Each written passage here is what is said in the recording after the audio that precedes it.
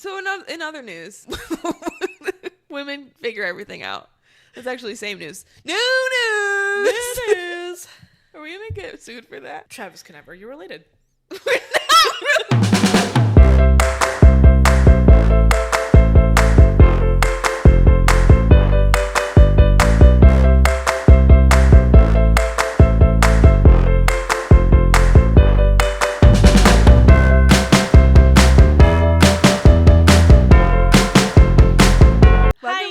Welcome back to another episode of Get in the Ranks. We're sober. We are.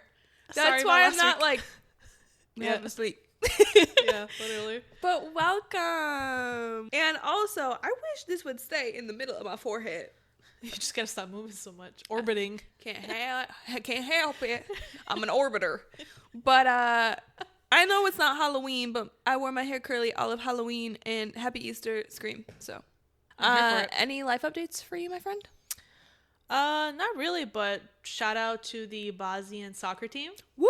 We're going to the World Cup, baby. Go! If anybody out there that's watching this very small podcast, please offer me a ticket. Hey, it's not the size that counts. That's not the size that counts. It's the motion of the ocean, baby. So we have some pop culture because I don't have any updates. Yeah. Straighten my hair. It's gonna rain. That's all I got. Oh, I love that, actually. That's all, folks. Girl. Oh my God, Evelina, I'm going to send you this picture of our food. I'm going to do it now because I will forget. I really don't want to see it. I need you to put it on the screen. I need you to show That's them embarrassing. what we ate last week. That's embarrassing. You know, this isn't an everyday occurrence. Definitely not. Oh my God, if it was. Okay, the good thing is, because you got some wrappers, like you can't, look, that one's even hidden by the fries. Like you can't even. It's the fact that we went to multiple places. Just two. We went to two places. Okay, so let me give you guys a little insight about what happened last week. I know our episodes are supposed to be shorter, so I'll breeze through them. Last week, you guys know we had those Senorita THC seltzers, which were delicious. Not a sponsor. Would love them to be. Yeah. girlsonrockspod@gmail.com. But we were feeling good after we recorded, while we recorded, and after, and before, and in between. And this whole time, you guys know, if you watched last week, we wanted Taco Bell. And so we did. We went to Taco Bell. And halfway home, I say, what if, because we got a passer, we went to Wendy's, because I'm really digging a Frosty right now, specifically chocolate. And you're like, I'm down. I'm like, cool. And then I'm like, but what if we also get fries? And then when we pulled up, she said, can I get a 4-piece spicy nugget? I forgot I added that. And then you forgot at the end, you wanted fries. You said, oh, wait, did I order fries? Oh, yeah. Didn't I go around? No, that was Taco Bell. Oh, Taco Bell. I thought I ordered the Zero Sugar Baja Blast. And she handed us, I don't know if you care, I'm going to tell you. She handed us our food. And I was like, and we were just sitting there. And she's like, did you want something else? I was like, the Baja Blast. And she's like, you didn't order that. I go, yes, I did. You're like, yeah, I did. And I pull up you pulled it up? Yeah. You pulled up what we ordered. I go, oh, no, we didn't. So I pull up and I go back around into the drive-thru. And I said, they said, what can I get you? I said, can I get 2 Zero Sugar Baja Blast, please? All the while, Taylor Swift Wildest Dream is hooting and hollering in the background. I can't hear more than one thing at a time at that moment, But okay? it was just wild to like sit back and experience that, because it's like, wow, this is insane. Hey, you're welcome, because you got your Baja Blast. I got my Zero Sugar Baja Blast. I'm telling you, if I wasn't under the influence at that time, I don't know if I would have gone back around. you would have sped off and never went back. I needed it. Yeah. I needed it. I need it! Even though I had 45 other items in my lap at that point. But it was so good. All right, pop culture. So if you guys follow us on social media, I almost said one of them, but all of them. I posted a video the other day about, you guys know me, I love Summer House. Yes. And there is some freaking tea happening lately. I've seen. And I know you don't watch this show, but let me explain this relationship dynamic, okay? Yeah, because I've been seeing a lot of conversation regarding how, what's his name again? Kyle Cook how he talks to Amanda, and you kind of brought this up in the past, and then people have been talking about Summer's that. supposed to be fun. Amanda, not fun. Yeah, and then like I guess like in one of the new episodes, you kind of saw how he really spoke to her, and people were shocked. He said "f you" to her like 3 times, and the one person specifically that got really mad about it was this guy named West. I heard that they're dating. Girl, you jumped too soon sorry. to the plot. So we gotta reel it in. I'm gonna lube them up. So before we Yep. So for those who don't watch Summer House, please listen to this. Do not fast forward because I will explain this whole like relationship dynamic situation. I'll try to do this as quickly as possible. Okay, lock in. So we have Amanda and Kyle Cook, who have been married for they've been together over 10 years at this point. Wow. They just got divorced in January. Then you have Sierra and West. They dated during West's first season of Summer House, which was a couple years ago. And they dated for a few months. Clearly, Sierra is not over him. And sis, I'm so sorry. I know you're watching this, Sierra, but it's like, I get you. Like, I feel it in my heart. I know you're not over him. You might say you're over him, but I really think you're not. And I get it. It's okay. It's okay. And if you are, I'm sorry. Tell me shut up. Put in the comments, tell us to shut up. Just type anything in there. They obviously broke up. Like a few months after being together. Was it amicable or was it like some drama that happened? Get some more lore. After their breakup, he talked about their relationship a lot in the press, and that really got to Sierra. That's not good. So like that next Summer House season, she like laid it on him like at the dinner table, like on the show. It was a whole thing. So this new season, you see West kind of like it seems like he regrets the whole thing, like breaking up with Sierra, because he's talking to this guy named Ben. He's like, do you miss her? And he's like, yes. They're playing Spin the Bottle when they're all like drunk as shit. He scoots his chair closer to Sierra and like just starts like rubbing on her. Ooh. Like he put his fucking dirty ass sock on her leg and like rubbing her leg up and down. Ben Blanco. And Sierra's like, what? And like you clock it. Amanda looks at Sierra and is like, what's happening? Whatever. Okay.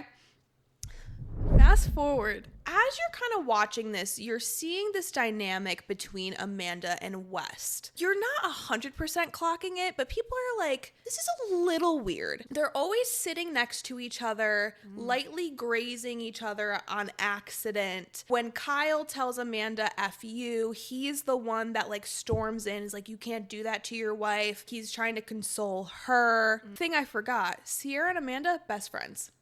Ooh. At least according to the show, they're best friends. Allegedly, Paige DeSorbo, who used to be on Summer House, she's on Giggly Squad with Hannah Berner. They were both on Summer House. Paige allegedly is closer to Sierra than Amanda is. And they're all like tight-knit friends. Amanda and Sierra are friends. If you watch Summer House, you can see how close they are. Fast forward, what I posted about, Amanda and West posted a joint statement. So you guys can read this, but if you're listening, it pretty much, to summarize it, saying that they are in a relationship and they see all the speculation online and they're coming out and like pretty much confirming it, because there's a lot of like tangled webs and relationships about this. So they've been trying to figure out how to navigate the situation before they said anything. PR answer. Evelina. This is insane. I don't think people understand how insane this is. What are you doing, Amanda? From an outside looking in, my biggest question is, when you just got out of a 10-year relationship, so to speak, why are you going right into another one? They divorced in January. Right. And I don't want to talk about this guy, but Dave Portnoy, he didn't realize that like this was such like a big thing. Okay. And he posted the other day, he was like, I don't understand what the hype is. Brianna Chicken Fry told me in February at the Super Bowl that they were sleeping together. Oh my God. And people were like, what? Dave Portnoy? You know, it would be a man to say something like that. Right. Always ruin something. Right. And they're throwing Chicken Fry under the bus. Like, I just, what? If you had never heard of any of these people and you're hearing these names, is insane to me. You're welcome for the entertainment. No, thank you, Bravo, for the entertainment. Oh my God. If any type of lie they were trying to like put together with their timeline, Dave Portnoy just threw that out for them. And now they can't lie. Yeah. Now they can't lie. Yeah. And my biggest thing about this is Sierra. She is the one, like, yes, Kyle, I feel for you too, but at the same time, like, you treated Amanda like shit. Yeah. So it's like, at this point, yes, I feel for you, but like, my main person that I'm like, oh, I just want to give you a hug is Sierra. Yeah. Because it's like, that's supposed to be your best friend and your ex, and it's where's girl code there? And this kind of made me laugh because you and I were listening to Zara Larsson's Midnight Sun album the other day, and she has a song called Girl's Girl, and she's pretty much saying, I want to be a girl's girl, but what if I like the guy that my friend's with? And I told you, I was like, I kind of get it, but at the same time, I would like, we're never gonna act on that. Yeah, there's ways to go about it. You can't help your feelings, right? But it's about communication. Like, you can't just, your friend just got divorced, and now, what, 3-4 months later, you're dating? Like, She's where's... macking on your ex. Read the room. Read the room. It's weird to me. And people are like, you're making this like such a big deal. You're obviously not a girl, because this would ruin my life. Like, I would be so upset. Why would you want to get into a relationship after just leaving one? Exactly. Oh, but like, yes. And then on top of that. But that's the thing. There's a lot of serial daters. Like, there's a lot of people who can't be single, and I know a lot of them. But it's like, not naming names. Like, and that's not even my gripe with it. My gripe is you fucking over your best friend. Right. There's like so many levels to this. So many layers. It's like fucking Shrek. Like, peel back the layers of fucking onion. You can't be single. Not only can you not be single, you're going for your best friend's ex-boyfriend. I mean, we're breaking all sorts of girl code, human code. And okay, God forbid I'm wrong and they're not best friends. Yeah. You're lying to me on TV, but it's TV. But it's like, at the same time, even you're as a friend, they've been on Summer House together for years. Yeah. So like, even if you're not joined at the hip, even though that's what it seems like, there's still some girl code there because you guys have known each other for so long. So it's like, I don't know. It would be weird. It blew my mind. It blew me. Okay. It fucking blew me. Something. And I try really hard not to swear on here, but this deserves some F-bombs. I can't even imagine it, even if you're not my friend, like my best friend, if I know you and we've been acquainted for so long, I can't imagine now dating your boyfriend. That's weird. It's weird. I wouldn't even want to date a guy that my friend dated like 5 years ago. Yeah. Period. Unagi. Like, I don't know. It's just weird to me. It's very weird. And that to me feels like they had an emotional relationship happening. Oh yeah, and well before the physical. That's what you were witnessing this season. Yeah. And that's what people were clocking. And now people are like rewatching this season and being like, oh. They played in our faces. Yeah. They were still married at the time. Yeah. They were playing in everyone's faces. You guys were all wrong for it. Ugh. I will say, people need to grow up because people are bullying Amanda online. And it's like, first of all, you don't know these people. These are not your relationships. Also, why are we bullying? It's one thing to have an opinion about a situation. It's another thing for people to, like... It's that parasocial relationship, you know? We love talking about that. Right. Why are you insulting a grown woman? So you can say, yo, it's kind of weird how you went about it, like your moves and stuff, but I'm not going to tell you to go off yourself. Or like, why are we commenting? Like, Keep it to yourself. We're commenting on a camera and not under Amanda's posts. Yeah, we're commenting on it as a general thing. I'm not saying now Amanda's the worst person in the world. No, they're this, they're that. Like, no. Everyone deserves a fuck up now and then. Yeah, we've all been through it. But it's like, at the same time, like, you guys, this is where you're being weird, because why are we shitting on her like this? Like, we're shitting on her from afar, but we're not really shitting on her. Like, we're just saying, like, that was critiquing stupid. Her behavior. Like, that was stupid. Yeah. Do better. All right. And I want to give Sierra a hug. Bottom line. So I wonder. Yeah. Speaking of, so I saw something pop up on my phone today that the house that they typically shoot at for the show is being sold. Oh, so I'm guessing they're really going forward with the city or whatever. Well, that's happening. Okay. So, but my thing is, are they canceling Summer House? Because now all the dynamics are fucked. Yeah. So it's like, are they canceling it and just relying on In the City or whatever it's called? Yeah. Or are they just looking, because they've done different houses before. Like, they've stuck with this house for years, though. So I don't know if they're going to shake it up or not. So maybe it's just like a lease thing. Like, they couldn't. It was. Yeah. It was, you could rent it out or whatever. So now they're putting it on the market. But we'll see. So I kind of want to shake it up with talking about celebrities.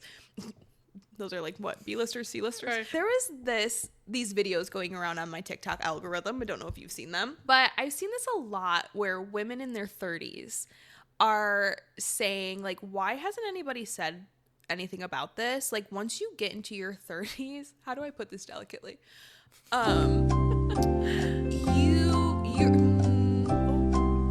looking for the words. You're practically always in heat. Like, and I'm not talking about the sun. Talking about the fact where you might be like a menace to society because you can't stop thinking about dick. I said it. Vitamin D, if you will. Again, not talking about the sun. But somebody's son. I turned 30 recently, as you all know, because I haven't shut up about it. And my God, are they right? Evelina, I have never felt like this in my life. Like, I just want to go outside and find someone. On the street. On the streets. Like, I can't wait for the summer just so hopefully it'll help me calm down. I can't wait till you turn 30 and you can experience this. Because here's the thing. TMI, we're all friends here. We're all family. I've always had a higher libido. Like, I'll admit it. As you should. Yeah, it's loud great. And proud. Loud and proud. I'm ugly and I'm proud. Freak flab fly. I love to let my freak flab fly. Yeah. And it's not a secret. Yeah. But this decade I've just moseyed on into, it's like, I can't even explain. It's like I'm trying to get out of my skin. Do you think when we talk about the entering a new decade and like where you feel like everything is kind of coming into place, do you feel like because you've reached that new 30 decade that you feel more like not settled, but you feel more put together, confident within yourself and in like other aspects of your life, then now that sort of sex drive has like been heightened as well? I should have just said sex drive. I've been like trying to beat around the bush, no pun intended, and I should have just said that. That's a good one, actually. I think you're onto something, and I think it's a mixture of things. Based off of what you just said, 100% cosign. What I also think is by the time you're getting 30, like your biological clock is screaming at you. I will say though, because we've talked about this before, which is my favorite statistic right now, is that more women are having babies in their 40s than teenagers. Love, love, love. Live, laugh, love. And it's because as a millennial, they scared the shit out of us with teen pregnancy. They really did. All those shows. I'm still scared. I was scared of 20-year-old pregnancy. What was that show on ABC Family? The one with... Sex and Afraid? No, it's Naked and Afraid. What are you saying? No. What's that? If you have sex, you will die. No, the TV show about that young girl that got pregnant. What's her name? Shania Woodley, the one from. Whoa!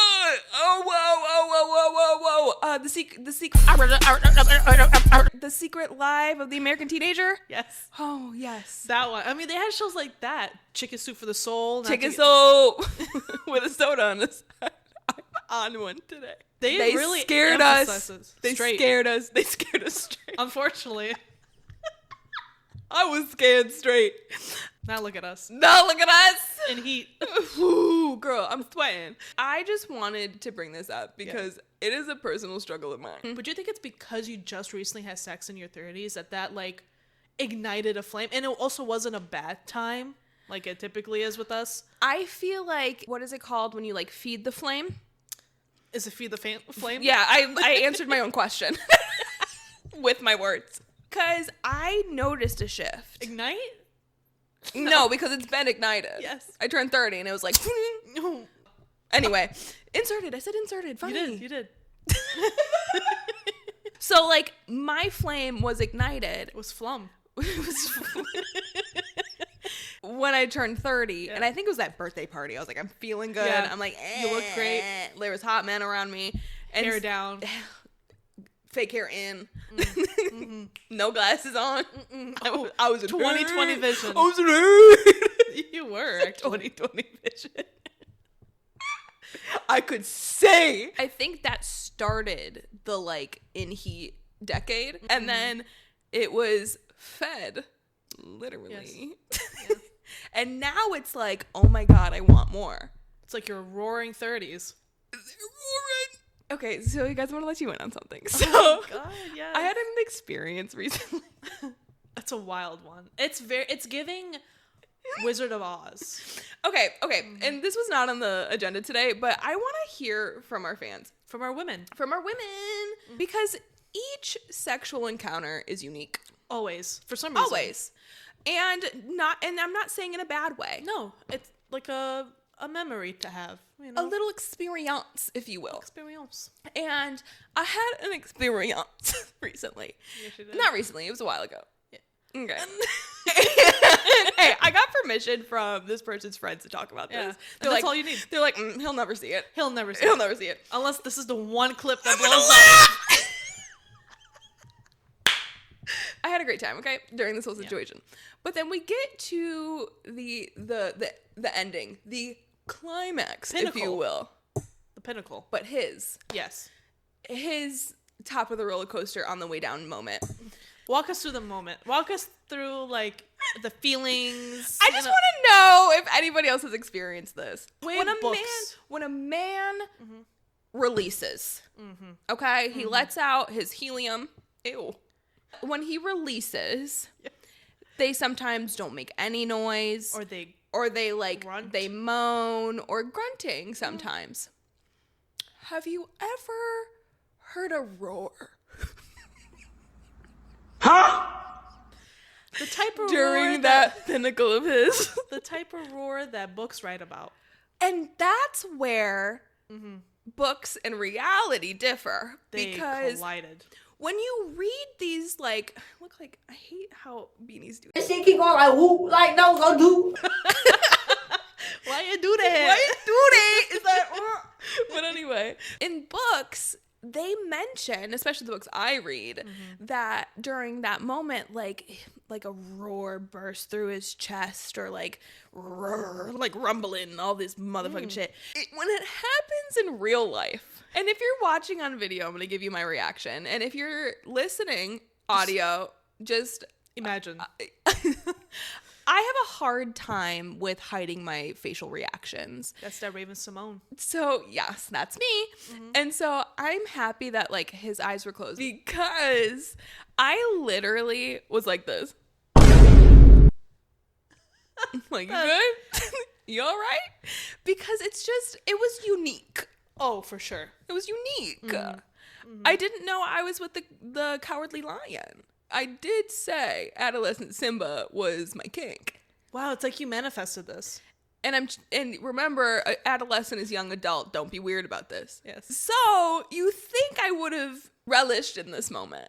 Good word. But I was very taken aback. How does one not just dry up at that point? Like, how does one just not go, this is now turntables in the most weirdest way possible? Because now when we're in it, I'm thinking about your roar. I'm talking about it. Well, and that's the thing. It's like, I don't know if I could ever do that with him again, because I know what would be coming, literally. I wonder, as a man, I could never think that way. No, it's really hard to. If I was in that position and the sound that would come out of me, it wouldn't be in any relation to an animal. Wouldn't be that? It wouldn't be any relation to an animal. How do you get your mind to focus, like clog back in? Oh, apparently it's that testosterone, man. That's crazy. Oh my god. For the first time ever, comment down below. If you want to give us a call, do not give my number out. I'll do a Google Voice number. Can I tell you what what Evelina put him in my phone as? So for those Swifties, you're really going to appreciate this. Appreciate this? I don't know why I added a T at the end of that.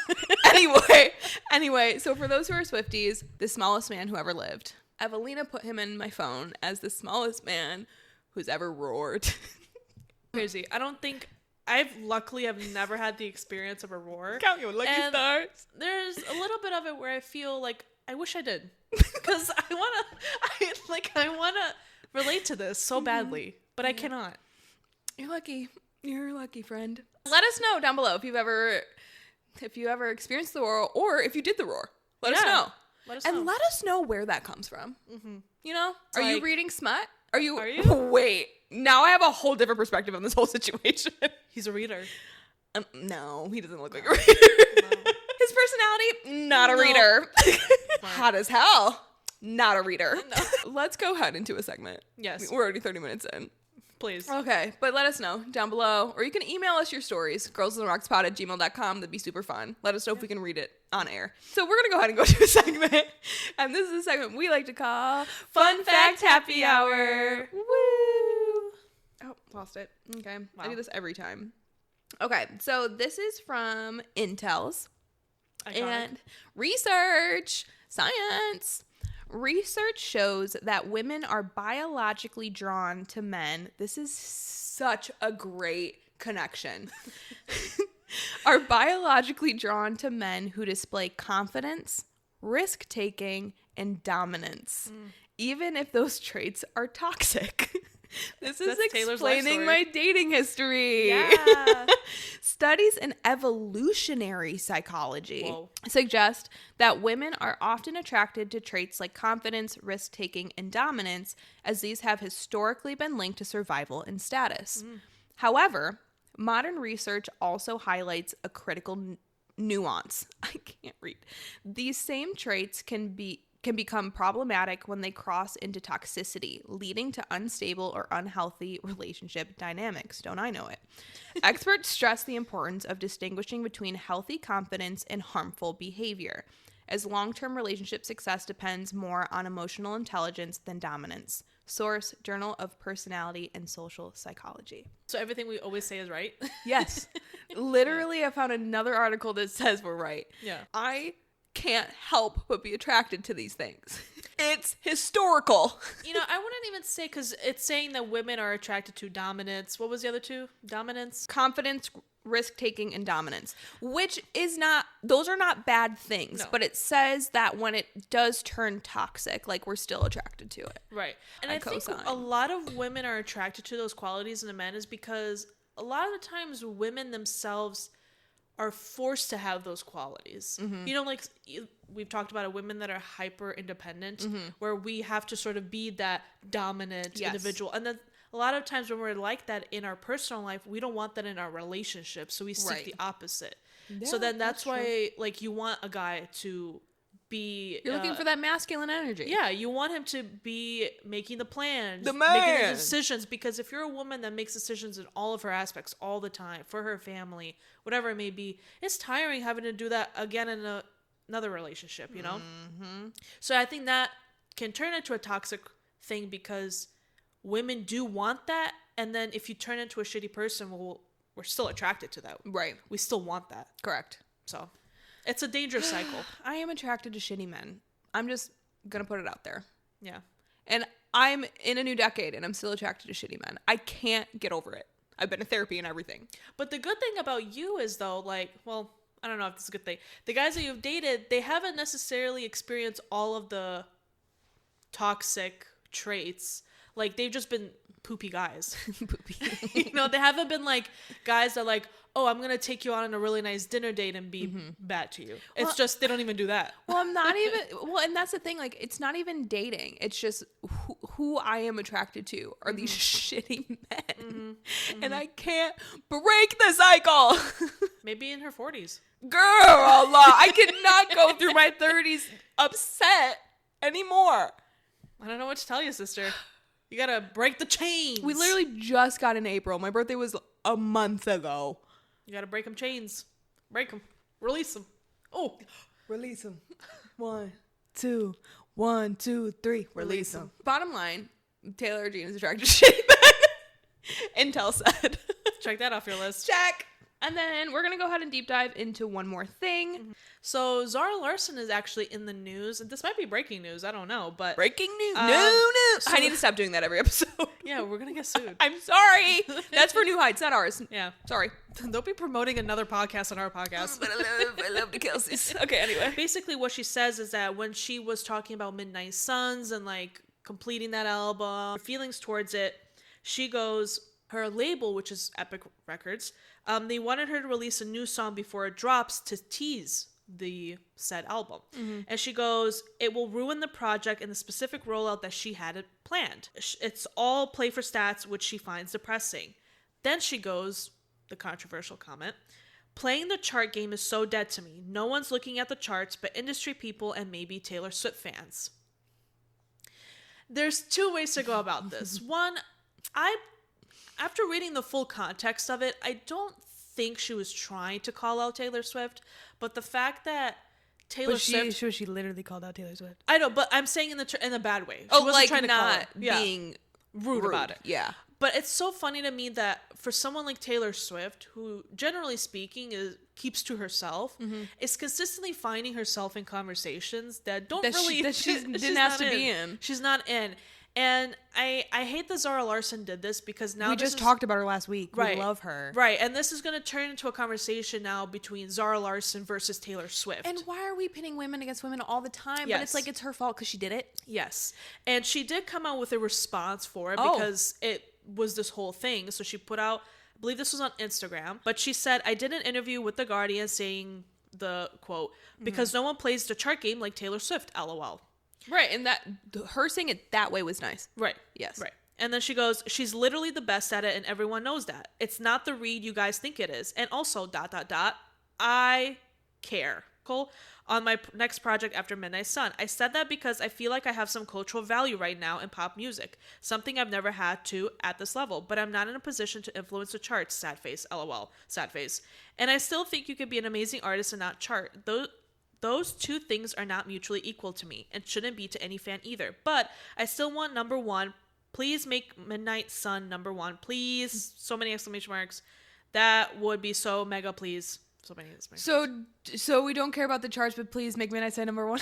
Yeah, and that was, I saw a lot of the commentary underneath. It was like, well, you're now saying you didn't care about the charts. And now but you're then asking to be number one on the charts. And then you're saying like, there are so many ways of, I don't know. I just hate that this is like Taylor Swift was mentioned, and I hate that she had to explain it, and then she kind of becomes a hypocrite at the end of it. Too much. You dug your hole. You dug it. You dug it. You dug it. It's okay to say I don't care about the charts, but I still want a popular album. Like you don't Right. care about. You don't maybe have the to number. put Taylor Swift in your mouth.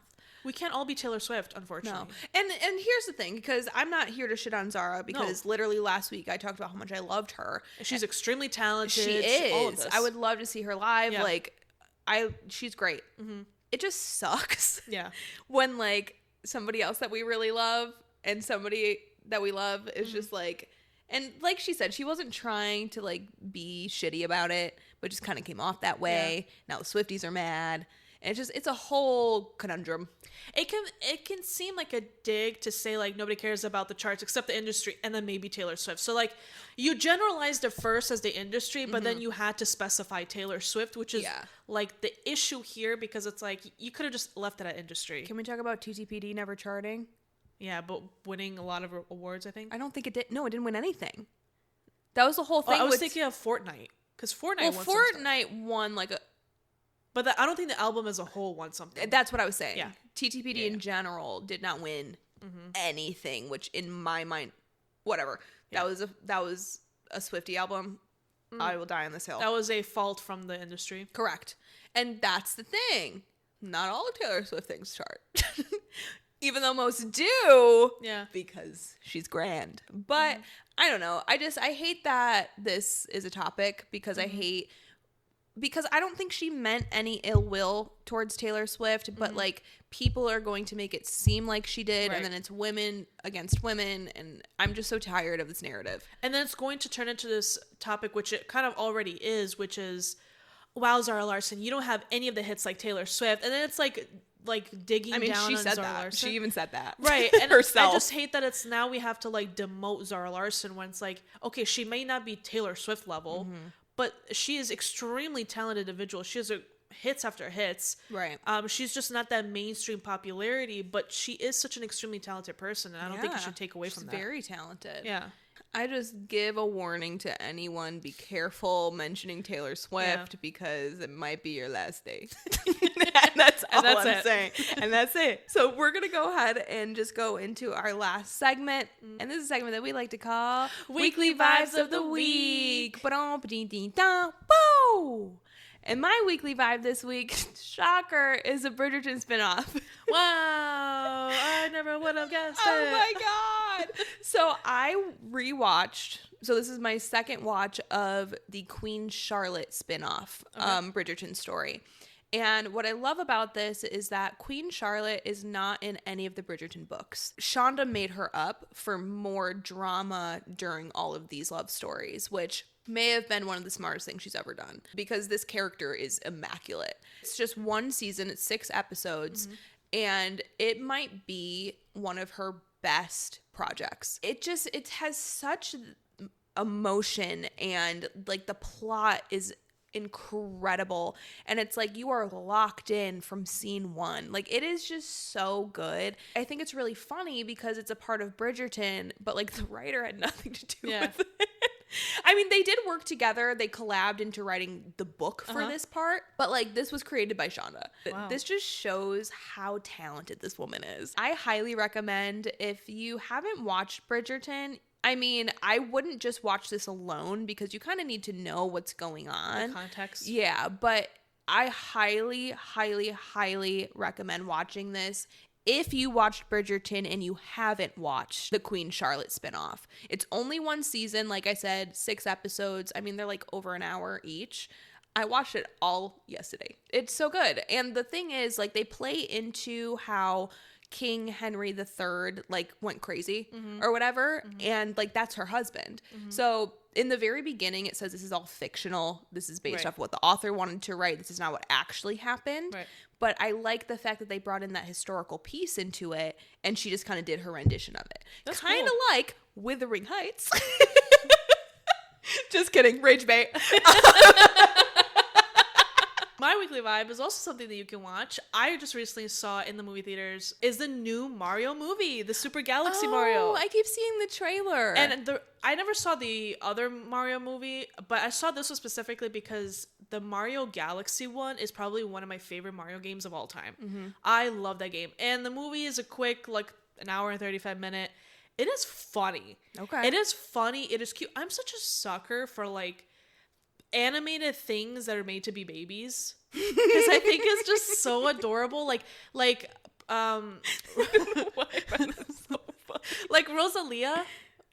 Rosalind is one of the characters. I'm totally forgetting one of the Super Mario characters. One of the princesses, the Cosmic Queen or whatever. She has like stars, but they're like her babies. Aww. And they're all like voiced by that's cute kids, and there's something so adorable about that. I love that. I was like, oh my God, I want one of those. Aww. They're so cute. You want an actual baby? No. No, I want the star. I'm like, no, you don't. No, I want the star. It would be a baby. Around. But it would fly around and take me places. It would be a baby. But it would fly around. It's a star. Be a baby. But I think the movie was so much fun. It was enjoyable. There was like these family, like to my right, they all dressed up like as Mario and Luigi. Oh, what a cute little family. And I love it. You know, I'm sure a lot of people probably think it's annoying, but I love when kids fully embrace being kids. Like, you know, like when you're growing up, there's so much pressure to like, oh, I have to be an adult now. But it's like, you're going to be an adult for the rest of your life. It only goes down from here, kids. Yeah. I told my little sister for years, I'm like, stop trying to grow up too fast because you're going to regret it. Yeah, because you can never be a kid again, but you'll always be an adult. So I loved seeing them like get so excited about the different characters and the plot twist or whatever, and like maybe the signaling to like the future series, whatever. Yeah. I thought it was just so much fun, and it was adorable to watch. It was entertaining. It was funny, and actually, like, if you're an adult watching it, it was pretty fun for an adult because they had like adult jokes, which we like. The Super Mario movies do that. Like, they're good. Yeah, so highly recommend. Love that. So watch Queen Charlotte and then take your ass to the movies and watch the new Mario movie. So there's your show today. We're not going to do a spillover because I'm sweating and I need to get out of this apartment. We spilled over enough as it is. I need to go shopping. So so thank you guys for tuning in. Please follow us on all social media. Evelina will put everything you need to know on the screen. There'll be a cute little QR code over there. She makes it pink. It's adorable. And you can find our podcast socials plus our personal ones. Thank you so much for tuning in on this Top Shelf Tuesday or whatever day you allow our presence to grace your presence. We really appreciate all of our watchers out there, our avid listeners. Love you so much. Tell your friends to like, comment, share. Did I say subscribe? I don't know. Share. Me and Evelina are going to go get a late lunch, early dinner and go see the new Zendaya and Robert Pattinson movie. Yeah. So next week, tune in and we'll give you our little 2 cents about it because we love to hear our own voices. Okay. Bye.